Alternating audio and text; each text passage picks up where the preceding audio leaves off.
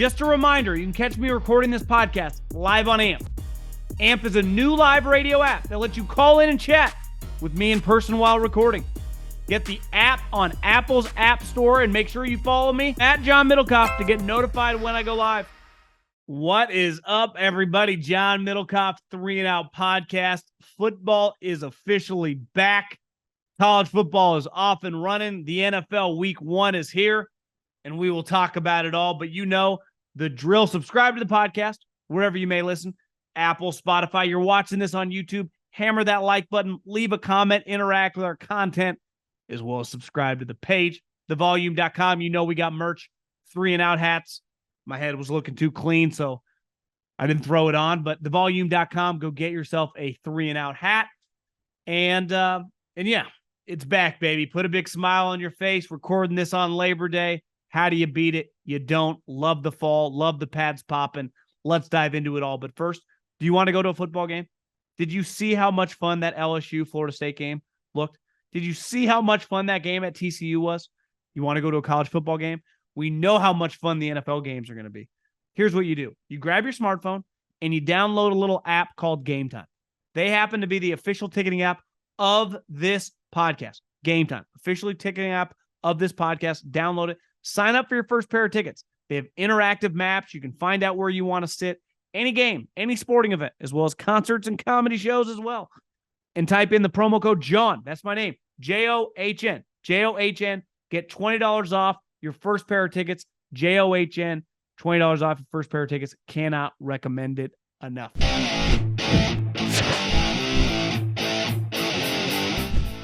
The NFL's back, baby. The NFL is back. We are, depending on when you listen to this, just a couple days away from a game. Doesn't get any better than that. And we've talked a lot on this podcast about the success of the NFL, about the widening gap of football separating from the other sports. Football is now, the NFL specifically, the #1 television show in America. If I would have told someone this back in the 70s, the 80s, the 90s, when we just had some incredible television hits, you wouldn't have believed me. But the world's changed. And football, this iteration of it, is perfectly made for 2023. Gambling, fantasy, the scarcity of the inventory. Because at the end of the day, you're only playing once a week. So even if you play on a short week, Thursday, Sunday, Monday, whatever, just play one game a week. And you cannot fake importance. You saw it this weekend in college football. You'll definitely see it immediately in these NFL games starting Thursday night, but then all day Sunday and clearly Monday night. Every game feels like it matters. And I was lucky enough to work in the NFL as well as college football. And the ebb and flow of a game week, there's nothing quite like it. And there's nothing like the high of winning. And one thing I will never, ever miss is the shitty feeling of losing. And it's why we love football, is because of the way our excitement leads into a game and our reactions after it. And because of the scarcity of the amount of games, the reaction on Monday to what we just witnessed, it matters. The hyperbole that come from other sports is like, how can you have a true take in the middle of June in baseball? It's like, you got another game tomorrow. Yeah, guy's struggling. He could easily snap a streak tomorrow and go on a 5-game homer streak, or a pitcher, or in basketball. It's like half the players in the league don't even care about this given game in January. Yet in football, everyone cares.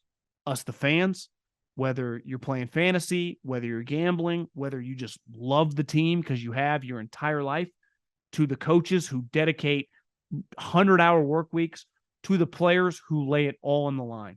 It all matters. And listen, it feels like in the summer and definitely in the spring, it's like, God, when is football going to come back? And it feels so far away. And then it comes back and you're like, God, I'm glad this is back.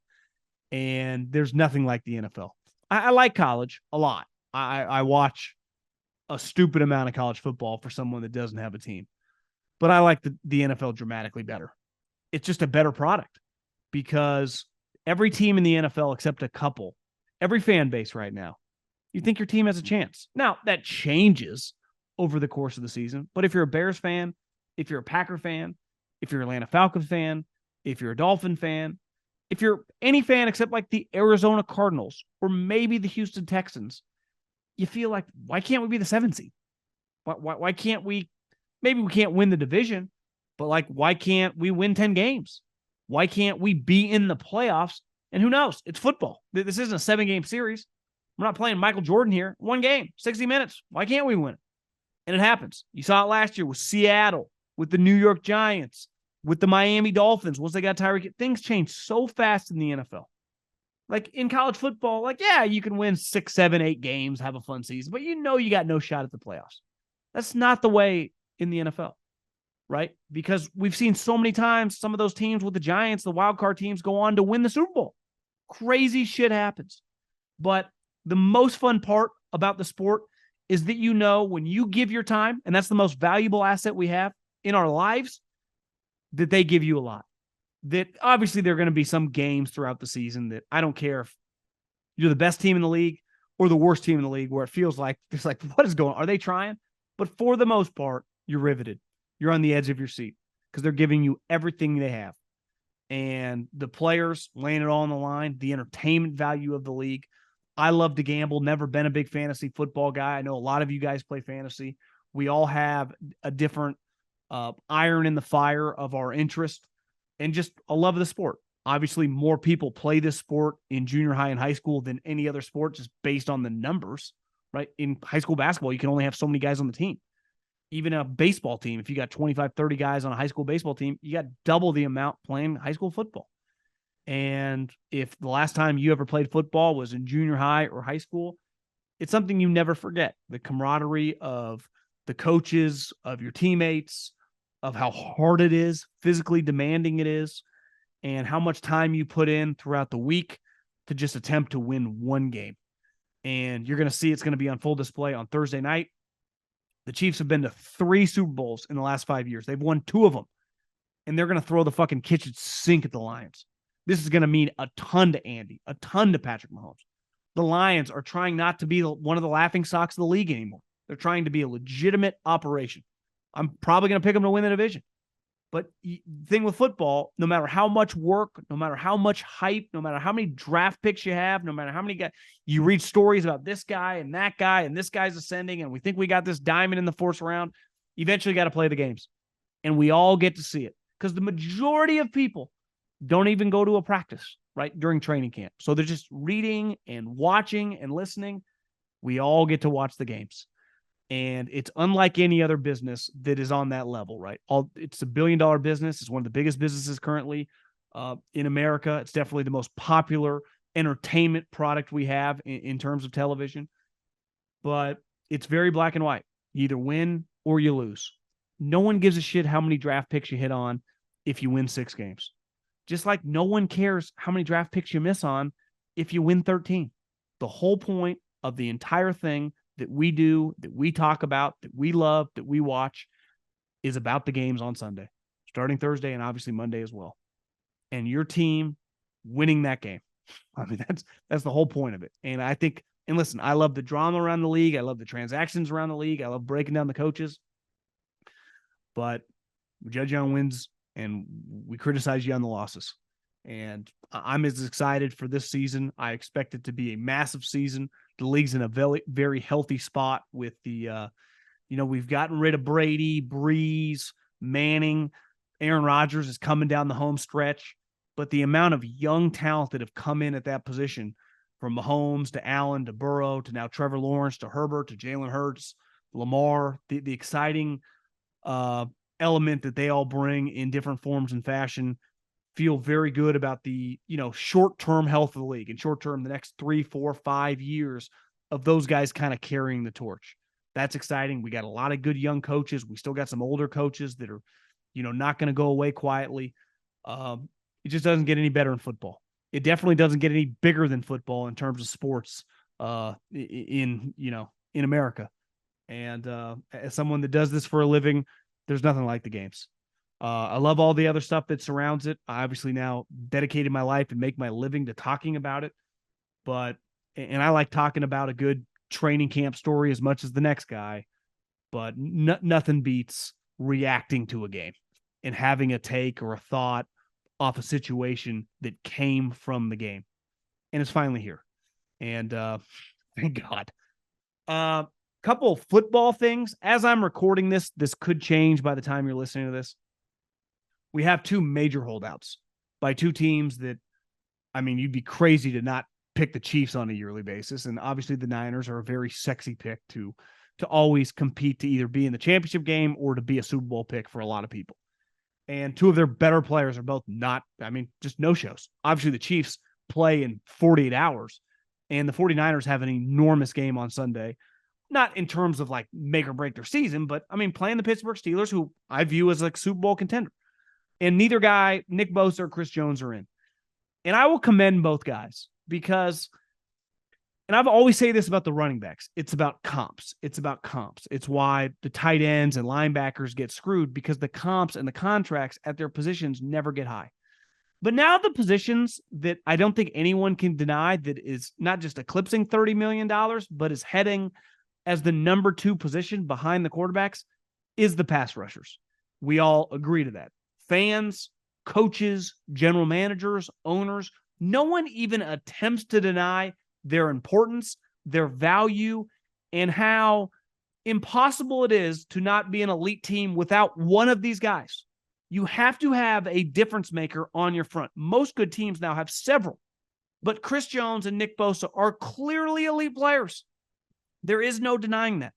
And I commend those guys, because the only way you gain leverage in business, I don't care what industry you're in, when you truly have the leverage, and both these guys have some, simply because of the level of play that they bring to the table, is by saying no.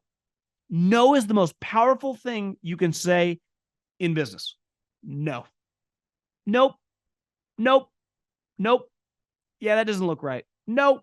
When you say that, and anyone listening to this that has ever been in a position where they have some juice in their side of the negotiation, whether that be in a business acquisition, whether that be in a hiring situation, when you're in the position that's trying to get something done and you hear no, and you know you need the other side, it's powerful, man. And those two guys are clearly constantly saying, nope, that's not good enough. That's not high enough. That's not enough guaranteed money. And while I totally agreed with all the team side when it came to the running back, I agree with these sides. Screw the comps. If I'm Nick Bosa, you're telling me that Kyler Murray, who they have to put clauses in his contract to watch film, is worth $165, $170 million guaranteed, and you want me to sign a contract for $110 million guaranteed? And here's the other thing, especially for Nick Bosa. I'm sorry, guys, there's a California tax in this. I didn't have any room to argue when it came to my rookie contract. It's slotted. But this one I do. And to me, net income, I always hear like people like, oh, I would take that money with taxes, whatever. It's easy to say when it's not your money until when I say, okay, I'm going to give you $100 million. But the difference of after taxes and net income and gross income is in California, it's 13%. So if I'm giving you $100 million, and obviously you get taxed where you played, we're talking about a difference of $10 million in your pocket. I don't care who you are. $10 million net income, if you're not Jeff Bezos or Elon Musk, is a shitload of money. So if I'm Nick Bosa, not only am I arguing, I don't care about the comps. And one, there hasn't been a pass rusher who hasn't signed a free agent deal. Aaron Donald was just extended, but my brother, Myles Garrett, that was a while ago. Like, I want, one, the factor of just like inflation in terms of the salary cap going up, but two, like, I'm in California and I'm getting taxed through the wazoo. So one, when I look at some of these average quarterbacks signing these enormous deals, I'm going, I need a lot of my contract guaranteed. So let's just say 125 million of it guaranteed. But then because of the place we play, I want a little California tax on top of that. And every time that you guys say, well, the number we're coming with is smaller, I'm going to say, no, that's not good enough. What the fuck are you going to do? Because I'll promise you this, you're eventually going to need me. And I know that. You have no chance to win a Super Bowl without me. So am I prepared to, miss a game? Clearly I am. I've gone this far. And maybe by the time you're listening to this, they have signed. But I think both these two players kind of realize the best leverage you can have in a holdout. And this speaks for the running backs too. Do not show up if you are truly valued. The problem with the running backs is people just move on. The Pittsburgh Steelers did it years ago with Le'Veon Bell. But with a player like Nick Bosa, with a player like Chris Jones, that's basically impossible. There is no replacing that guy. There is no D-line by committee to fill in their stats. Like, no. And these guys know it. And whenever you get to the level of a player who is just an all-time great offensive tackle, an all-time great pass rusher, the only leverage you truly have is not showing up and constantly, when they send you numbers saying not good enough, you need to go higher. And I think these guys have played it right from a business standpoint. They've drawn a line in the sand, and you got to make the other side uncomfortable. And I think obviously the Chiefs have been, but clearly the 49ers, it's working. And I think Nick Bosa, if I'm him, like I don't even fault even with, and listen, I've said contracts are based on comps. Like we're blowing through this comp. There is no comp for me with my importance to your team. And just look at other players, right? Are you telling me that some of these average quarterbacks, because that would be my thing, because no one would trade Kyler Murray straight up for Nick Bosa if they had Nick Bosa. Nobody. Not a soul.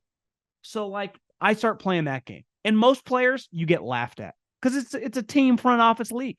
They have all the leverage. There are certain players, obviously the top quarterbacks and the occasional non-quarterback. Micah Parsons will be one of those guys. Nick Bosa is one of those guys. For a long time, Aaron Donald was. He's like, yeah, I'm going to retire if you don't essentially guarantee the rest of my contract and add $10 million on top of that per year. I know I'm making 20, but I want 30 and I want it all guaranteed. And he got it. Why? Because he's Aaron freaking Donald, one of the great players of all time at the most important position. And that's Nick Bosa. So sometimes in business, you got to draw a line in the sand and make the other side uncomfortable. And I think clearly they're doing it. And most players aren't willing to do that. And most players don't have the leverage or the juice to do that. But Bosa does. And Chris Jones does as well. Because, okay, Kansas City, if you're not willing to pay me what I think I'm worth, someone is. So if you think the 28, like that's making you uncomfortable, even if I'm not asking for 30, if you think like, listen, the way we've built our books, big picture, you know for a fact you could easily trade me for a 1 and a couple 2s, and someone else is willing to cut me that contract. You know that. We all do. It's not even debatable. So I like both these guys just making things uncomfortable because that's what elite players, just like elite people in any industry, should do if they want more money. And then last but not least, we'll dive into some of the matchups later this week. I think week 1 can be very, very tough to kind of gauge. You know, you have just, it's football, so you got a lot of player turnover. You have so many different just core guys changing teams, either free agency or trades because of salary cap issues. You have so many new coordinators at new spots. I mean, think the Eagles were second best team in the league last year. They got a new coordinator on offense and defense, right? Russell Wilson was one of the worst players in the NFL. He's got a brand new head coach who's also the play caller. So you see it all over the league. I mean, the Raiders were terrible last year. They lost all these one-score games. They got a new quarterback. Same with Derek Carr. Now he's with the Saints. Like, how are these teams going to look? No one truly knows. Some teams with some experience, you go, God, they look pretty good in the preseason. I feel pretty confident the Steelers are going to be solid. But we've learned time and time again to be very careful with the preseason, good and bad. Like, I'm out on Carolina after I watch them play, but part of that is like, can they block anybody? But if you told me that Carolina actually ends up going 7-10 or somehow wins 8 games, it's not the craziest thing, right? I think the one year the Lions didn't win a game, they ran the table in the preseason. So you got to be very careful about overreacting to the preseason. The other thing is the NFL, college football is kind of this combination of the Jimmies and the Joes and the X's and the O's, but it kind of leans with the Jimmies and the Joes. Like if I got Jalen Carter or I got Travis Hunter or I got Caleb Williams, you're just not stopping them. Where in football, you can have great players, but if your coach is a fucking dingbat and can't scheme guys open and can't figure out how to take advantage, it's a chess game. It's why the coaches work such long hours because they're scheming. In college football, they work long hours because they're recruiting. And that's why not Lincoln Riley, but Urban Meyer was such a joke. He's a recruiter. He's a motivator. He's not a schemer. So he came to the NFL that is a scheme-oriented business. And his motivation tactics felt like they weren't really resonating. And scheme-wise, it was over his head. Where I think when you look around the NFL, the best coaches are always scheme-oriented, right? Or great motivators, and they have great coaches underneath them. But when you look at week one, I do think it's very, very hard to gauge. Typically, from a gambling standpoint, a lot of underdogs win. It also doesn't define your season. We have seen teams have terrible week ones and be fine, right?